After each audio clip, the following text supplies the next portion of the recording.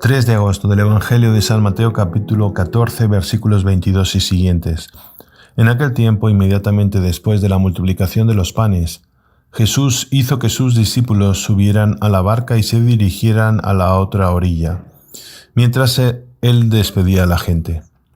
Después de despedirla, subió al monte a solas para orar. Llegada la noche, estaba él solo allí. Entretanto, la barca iba ya muy lejos de la costa, y las olas le sacudían, porque el viento era contrario. A la madrugada Jesús fue hacia ellos caminando sobre el agua. Los discípulos, al verlo andar sobre el agua, se espantaron y decían: «Es un fantasma», y daban gritos de terror. Pero Jesús les dijo enseguida: «Tranquilícese y no teman, soy yo». Entonces le dijo Pedro: «Señor, si eres tú, mándame ir a ti caminando sobre el agua». Jesús le contestó: «Ven». Pedro bajó de la barca y comenzó a caminar sobre el agua hacia Jesús, pero al sentir la fuerza del viento le entró miedo, comenzó a hundirse y gritó: «Sálvame, Señor». Inmediatamente Jesús le tendió la mano, lo sostuvo y le dijo: «Hombre de poca fe, ¿por qué dudaste?». En cuanto subieron a la barca, el viento se calmó. Los que estaban en la barca se postraron ante Jesús diciendo: «Verdaderamente tú eres el Hijo de Dios». Terminada la travesía, llegaron a Genesaret. Apenas lo reconocieron los habitantes de aquel lugar. Pregonaron la noticia por toda la región y le trajeron a todos los enfermos. Le pedían que los dejara tocar siquiera el borde de su manto, y cuantos lo tocaron quedaron curados. En el Evangelio nos encontramos con el pasaje evangélico, donde el Señor aparece andando sobre las aguas e invita a confiar en Él, y les cuestiona su falta de fe, sus miedos, sus dudas. ¿Cuántas veces en nuestra vida las dudas, los miedos, las faltas de fe, nuestras incongruencias nos alejan de Jesús? No nos permiten caminar sobre las aguas. Y caminar sobre las aguas no está en nuestra fuerza, no está en nuestra inteligencia, no está en nuestras cualidades. Está en la fuerza de Dios, en la fuerza de Jesús, que confía en nosotros, aunque nosotros no confiemos tanto en Él.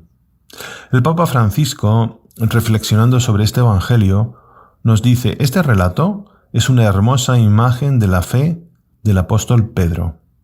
En la voz de Jesús que le dice «Ven», él reconoció el eco del primer encuentro en la orilla de ese mismo lago, e inmediatamente una vez más dejó la barca y se dirigió hacia el Maestro, y caminó sobre las aguas. La respuesta confiada y disponible ante la llamada del Señor permite realizar siempre cosas extraordinarias. Pero Jesús mismo nos dijo que somos capaces de hacer milagros con nuestra fe. La fe en Él, la fe en su palabra, la fe en su voz.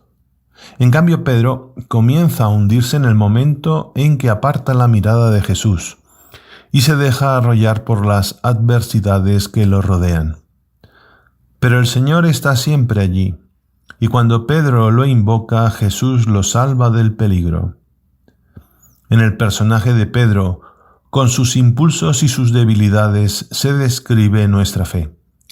Siempre frágil y pobre, inquieta y con todo victoriosa.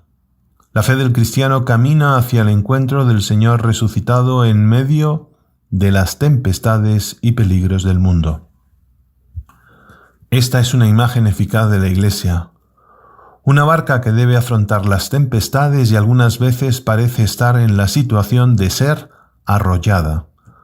Lo que la salva no son las cualidades y la valentía de sus hombres, sino la fe que permite caminar incluso en la oscuridad en medio de las dificultades. La fe nos da la seguridad de la presencia de Jesús siempre a nuestro lado, con su mano que nos sostiene para apartarnos del peligro. Todos nosotros estamos en esta barca y aquí nos sentimos seguros a pesar de nuestros límites y de nuestras debilidades. Estamos seguros sobre todo cuando sabemos ponernos de rodillas y adorar a Jesús, el único Señor de nuestra vida. A ello nos llama siempre nuestra Madre la Virgen.